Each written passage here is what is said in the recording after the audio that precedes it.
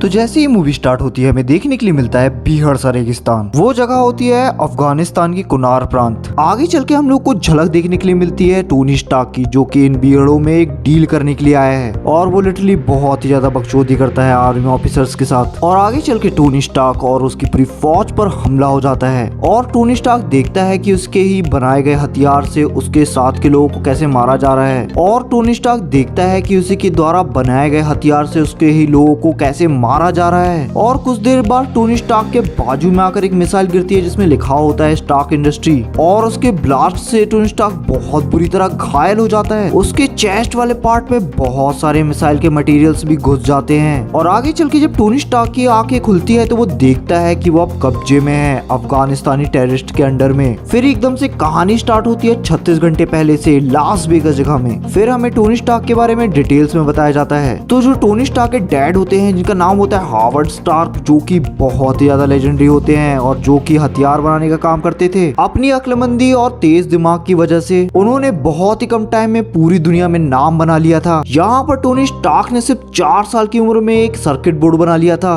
सिर्फ 6 साल की उम्र में पहला इंजन, और 17 साल की एज में बहुत ही नामी गिरामी यूनिवर्सिटी MIT से ग्रेजुएशन की। पिता की मौत के बाद हावर्ड स्टार्क के पुराने दोस्त और पार्टनर जिनका नाम होता है स्टैन, उन्होंने इस कंपनी को आगे बढ़ाने का बीड़ा उठाया। पर 21 साल बाद टोनी स्टार्क फिर से आता है इस इंडस्ट्री में और फिर टोनी स्टार्क बन जाता है स्टार्क इंडस्ट्री का मालिक। जो टोनी स्टार्क के डैड ने वेपन्स को डेवलप किया था, टोनी स्टार्क उन वेपन्स को एक अलग ही लेवल पर ले जाता है। टोनी स्टार्क ने आधुनिक हथियार बनाने वाली कंपनियों का चेहरा ही बदल दिया और आगे चल के टोनी स्टार्क को एक अवार्ड देने के लिए भी बुलाया जाता है। और टोनी अवार्ड लेने के लिए वहाँ पर रहता नहीं है। वहाँ पर स्टैन टोनी स्टार्क की बढ़ाई करते हुए बताता है कि टोनी स्टार्क कितना ही ज्यादा मेहनत करने वाला है और कितना बिजी आदमी है, इसलिए टोनी अवार्ड लेने के लिए नहीं आया। पर दूसरी तरफ हमें देखने के लिए मिलता है कि टोनी अय्याशी कर रहा है। और आगे चल के जब टोनी स्टार्क को अवार्ड दिया जाता है तो उसको उसकी बिल्कुल भी कीमत नहीं होती, वो किसी भी रैंडम इंसान को अपना अवार्ड दे देता है। और आगे चल के हम लोगों को टोनी स्टार्क का आलीशान घर दिखाया जाता है जो कि लिटरली बहुत ही ज्यादा टेक्नोलॉजी से फिल्ड होता है। पहली बार हम लोगों को जाविस के बारे में पता चलता है जो कि लिटरली लेजेंडरी है, और हम लोगों को आगे चल के पेपर पॉट से भी मिलाया जाता है। आगे चल के टोनी स्टार्क निकल पड़ता है अपनी अफगानिस्तान वाली डील के लिए और हथियार की टेस्टिंग के दौरान आर्मी ऑफिसर्स के लिटरली होश से उड़ जाते हैं। इतने बड़े बड़े धमाके देखने के लिए मिलते हैं हमें। और इवेंट सक्सेसफुल होने के बाद जब टोनी वापस जाता है और मिसाइल के थ्रू जो धमाका होता है तो मूवी वहीं से स्टार्ट होती है जहां से खत्म हुआ था वाला सीन। जैसा कि हम सभी लोगों को पता है कि टोनी स्टार्क बहुत बुरी तरह जख्मी हो गया था, तो टोनी स्टार्क की जान बचाने के लिए अब ऑपरेशन चल रहा है और ऑपरेशन के दौरान टोनी स्टार्क हमें बहुत बुरी तरह तड़पता हुआ दिखाई देता है। अब जब टोनी स्टार्क अपनी आंखें खोलता है तो देखता है कि उसकी सांसें अब एक मशीन से चल रही है। होता यह है कि जब धमाका हुआ था तो टोनी स्टार्क की छाती में बहुत सारे मिसाइल्स के पार्टिकल्स घुस चुके थे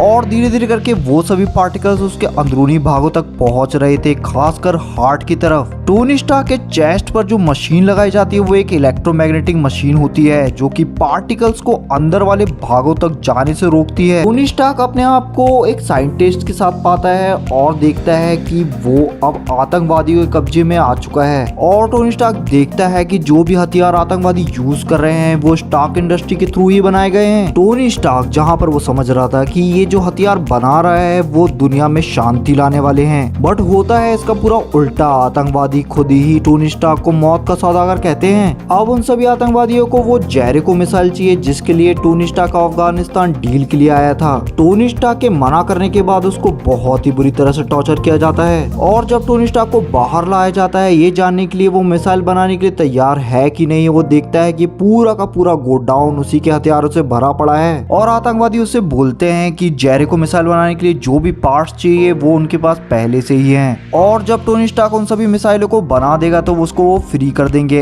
ऐसा बोलते हैं आतंकवादी। सभी लोगों को पता होता है कि उनको आजाद करना एक तरीके से झूठ है। आगे चल के टोनी स्टार्क को पता चलता है कि ये सब आतंकवादी बहुत ही ज्यादा एडवांस है और उनसे बहुत सारी लैंग्वेजेस बनती है और टोनी स्टार्क के हथियार वो बहुत सालों से यूज करते हुए आ रहे थे। आगे चल के टोनी स्टार्क एक ऐसे छोटे रिएक्टिव को बनाता है जो कि उसको उस भारी मशीन से छुटकारा दिला सके और वो छोटा रिएक्टर एक तरीके से टोनी स्टार्क का हार्ट होता है। अगर वो छोटा रिएक्टर ना होता तो टोनी स्टार्क कुछ सालों में ही मर जाता या फिर कुछ हफ्तों में ही। फिर टोनी स्टार्क एक प्लान बनाता है आतंकवादियों के चंगुल से निकलने के लिए और पहली बार हमें आयरन मैन का सूट दिखाई देता है। और आगे चल के जब आतंकवादी को शक होता है कि टोनी स्टार्क उनकी मिसाइल की जगह कुछ और ही बना रहा है, तो वो वहाँ पर आते हैं और उनको बहुत बुरी तरह धमकाते हैं और उसके साथ वाले साइंटिस्ट को मारने ही वाले होते हैं। पर टोनी स्टार्क कैसे भी करके उस साइंटिस्ट को बचा लेता है। शायद मैंने आप लोग को साइंटिस्ट का नाम बताया ही नहीं है, उसका नाम होता है येंसेन। और जब टोनी स्टार्क का सूट बिल्कुल बनकर तैयार ही हो जाता है और वो बाहर निकलने के प्लान को एग्जीक्यूट करने ही वाला होता है, तो उसको थोड़े टाइम की जरूरत होती है और उस टाइम को बचाने के लिए येंसेन अपनी जान की कुर्बानी दे देता है। देखा जाए तो पूरे मार्वल के ऊपर येंसेन का बहुत बड़ा एहसान है, क्योंकि अगर येंसेन नहीं होता तो आयरन मैन होता ही नहीं, और अगर आयरन मैन नहीं होता तो मार्वल की कल्पना भी नहीं की जा सकती थी। और येंसेन की मौत एक तरीके से टोनी स्टार्क को एहसास दिलाती है कि जो वो कर रहा है वो सही नहीं है, उसे कुछ और करना चाहिए। आगे चल के टोनी स्टार्क अपने पहले वाले आयरन मैन सूट के साथ तैयार हो जाता है और हमें आतंकवादी और टोनी स्टार्क के बीच में बहुत ही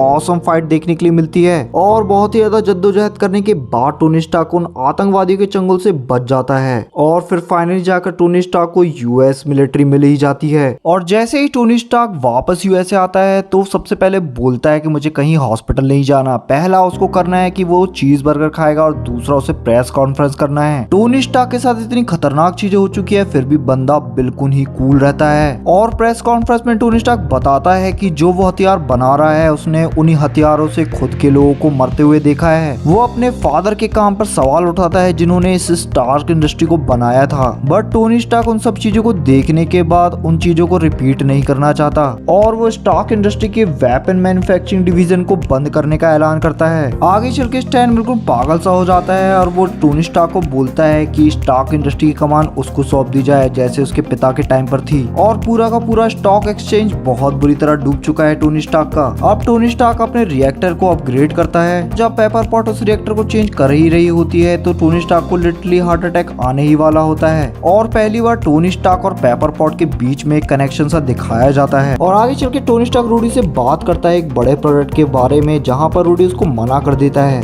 और यहाँ पर सभी लोगों को अंदाजा सा हो ही जाता है कि ये बड़ा प्रोडक्ट होता है आयरन मैन सूट बनाने का। और फिर स्टार्ट होता है आयरन मैन के सूट बनाने का सफर। और दूसरी तरफ बोर्ड टोनी स्टार्क को उसी कंपनी से निकालना चाहते हैं क्योंकि उसी कंपनी अब 56% के लॉस पे चल रही है और स्टैन भी एक तरीके से पागल सा हो चुका है। और जो टोनी स्टार्क के सूट बनाने का सफर होता है वो देखना बहुत ही ज्यादा मजेदार होता है और फाइनली जाकर टोनी स्टार्क अपना सूट बना ही लेता है। और सूट का एक्सपेरिमेंट करते करते टोनी स्टार्क लिटरली मरते मरते बचता है। बट अच्छी बात ये होती है कि फाइनली जाकर सूट तैयार हो ही चुका है। एक न्यूज में बताया जाता है कि टोनी स्टार्क की मानसिक स्थिति अच्छी नहीं है और उसको खुद की प्रेस कॉन्फ्रेंस में इनवाइट नहीं किया जाता। और ये सब चीज जब टोनी स्टार्क को पता चलती है तो वो वहाँ पर पहुंच जाता है और वहाँ पर हमें देखने के लिए मिलते हैं स्टैन ली। इसके बाद स्टैन ली आने वाली हर मार्वल मूवी में कैमियो के रूप में दिखाई दे ही जाते हैं। यहाँ पे मुलाकात होती है टोनी के एजेंट कोल्सन से और वो शायद एक शील्ड का आदमी है। आगे चल के टोनी स्टार्क को पता चलता है कि उसकी नामंजूरी के बावजूद भी उसके हथियार अभी भी बेचे जा रहे हैं और यहाँ पर टोनी को एहसास हो जाता है कि असली कमीना इंसान और कोई नहीं स्टैन है। आगे चल के टोनी बहुत ज्यादा फ्रस्ट्रेट हो जाता है और वो देखता है कि वही आतंकवादी जो उसको टॉर्चर कर रहे थे अब वो नॉर्मल लोगों को टॉर्चर कर रहे हैं बुरी तरह से और उसी के हथियारों के दम पर। अब टोनी बिल्कुल भी नहीं रुकता, सूट पहनकर तुरंत निकल जाता है उन सभी लोग की हेल्प करने के लिए और बहुत ही उम्दा लेवल के आपको एक्शन सीन्स देखने के लिए मिलते हैं। पहली बार आयरन मैन के दर्शन होते हैं हमें और टोनी स्टार्क उस सूट में इतना ज्यादा कमाल का और कूल लगता है, लिटरली शब्दों में बयान भी नहीं किया जा सकता। जब टोनी पूरे हथियारों को तबाह कर वहां से निकलता है तो एयरफोर्स वाले बहुत ज्यादा कंफ्यूज आते हैं और सोचते हैं कि आखिर ये चल ही क्या रहा है। एयरफोर्स वाले टोनी के पीछे लग जाते हैं, उसकी जान के पीछे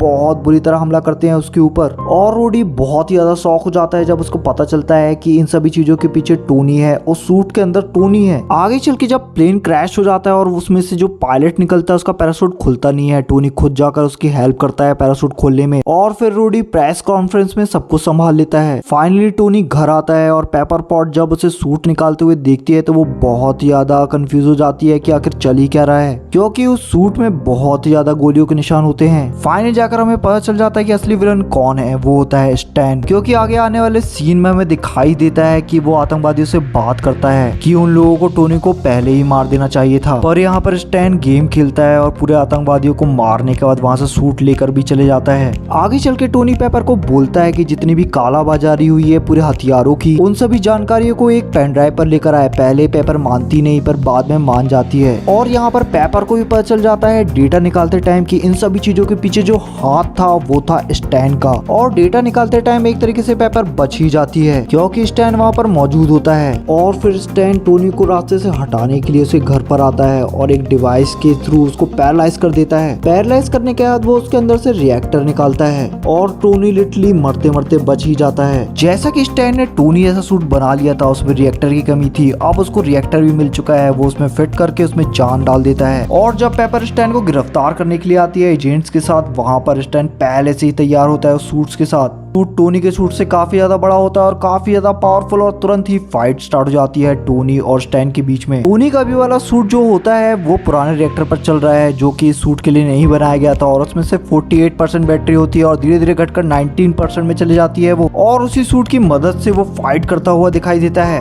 और स्टैन के सामने स्ट्रगल करता हुआ भी दिखाई देता है। आगे चल के जब टोनी के पास कोई रास्ता नहीं बचता है तो वो स्टैन को एटमॉस्फेयर के बहुत ऊपर ले जाता है जहाँ पर बर्फ जमने लगती है। और जब टोनी नीचे आता है उसके पास बैटरी बची होती है 3%। उसे लगता है कि सब कुछ खत्म हो गया है अब, पर स्टैन अभी भी जिंदा होता है क्योंकि टोनी उससे अब फाइट नहीं कर सकता क्योंकि अब बैटरी बहुत ही कम बची हुई है। जहाँ पर टोनी और स्टैन की फाइट हो रही होती है उसके ठीक नीचे एक रिएक्टर होता है और फिर टोनी पेपर को बोलता है कि उस रिएक्टर को चालू करने के लिए, जिससे सब कुछ खत्म हो जाएगा। रिएक्टर के चालू होने से टोनी कैसे भी करके बच तो जाता है पर स्टैन इसमें मर जाता है। इसे कहते हैं आयरन मैन का दिमाग। यहाँ पर एजेंट कॉल्सन आता है और टोनी स्टार्क को एक स्क्रिप्ट देता है जिसमें वो बताता है कि उन्हें सभी सिचुएशन को संभाल लिया है, बस उसे जो स्क्रिप्ट में लिखा है वही बोलना है। मतलब कि प्रेस कॉन्फ्रेंस के दौरान आगे चल के हम लोगों को पेपर और टोनी स्टार्क की केमिस्ट्री दिखाई देती है और पहली बार आयरन मैन का नाम जिक्र होता है। और प्रेस कॉन्फ्रेंस के दौरान बहुत सारी बातें करने के बाद टोनी स्टार्क फाइनली बोल देता है मैं ही हूँ आयरन मैन। फाइनली जाकर मूवी खत्म हो जाती है और हमें मिल जाता है हमारा आयरन मैन। मैं आगे चल के मार्वल की पूरी 27 मूवी का एक्सप्लेनेशन लेकर आने वाला हूँ, तो चैनल को सब्सक्राइब करना बिल्कुल मत भूलना। मिलते हैं हम नेक्स्ट वीडियो में, तब तक के लिए बाय।